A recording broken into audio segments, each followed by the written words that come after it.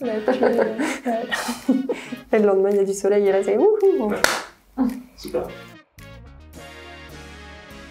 Eh ben salut, je m'appelle Océane Et je m'appelle Louise. et on réalise un documentaire sur le vélo et les femmes. Oui, le vélo comme outil d'émancipation des femmes. On a fait un tour de France de 2 mois qui a commencé début mai. On a fait à peu près 3000 km. On a tracé une boucle de Lille à Lille en passant par Nantes, Bordeaux, Montpellier, Lyon, Nevers, Paris et retour à Lille. Et toute la Normandie au début. Du coup, le projet il est parti du livre que j'ai écrit qui s'appelle À vos cycles, le guide du vélo féminin, où j'avais rencontré à peu près une vingtaine de femmes qui avaient des profils très différents et qui avaient des pratiques du vélo qui étaient très différentes aussi. On s'est dit qu'on avait envie de le faire vivre, de rencontrer des femmes aussi qui étaient dans le livre ou qui n'y étaient pas et qui avaient des choses à dire par rapport au vélo.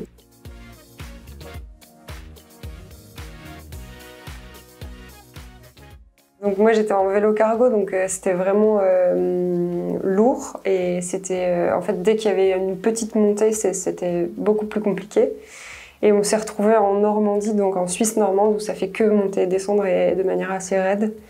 Et on était sous la pluie, donc dans cette montée, moi je poussais le cargo parce que j'arrivais plus du tout. Et j'avais des petites surchaussures mais très courtes que juste t'enfiles comme ça. Et en fait, avec la pluie, ça faisait floc, floc, et elle s'en allait comme ça à chaque truc. Et il y avait vraiment un torrent d'eau sur la droite qui passait comme ça. Et on s'est dit, mais qu'est-ce qu'on fout là, quoi? Les gens nous ont ouvert leurs portes hyper facilement aussi. On a été accueillis par des femmes voyageuses, comme Gaëlle par exemple, qui vit à Nantes et qui a traversé le lac Baïkal à vélo toute seule l'année dernière, à seulement 23 ans. Ou comme Soigny par exemple, qui vit à Nevers et qui est la seule femme qui fabrique elle-même des vélos en France.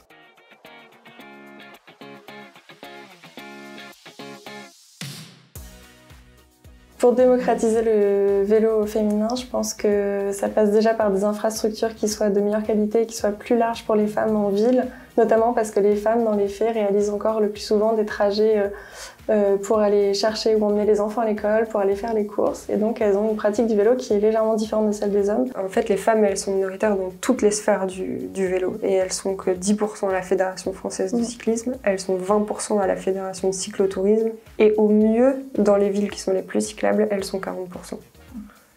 Et en fait, au plus tu allonges les distances et au plus tu es dans une pratique sportive, et ben, au moins tu as de femmes. Jusqu'à 3% sur les événements de longue distance. Donc médiatiser le sport féminin et donner de l'argent au sport féminin, et ben, ça permettra de créer des vocations.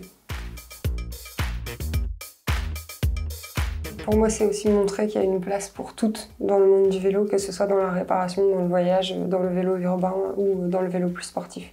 En fait, il y a une place pour toutes, peu importe notre âge, notre poids, notre origine sociale ou notre origine géographique.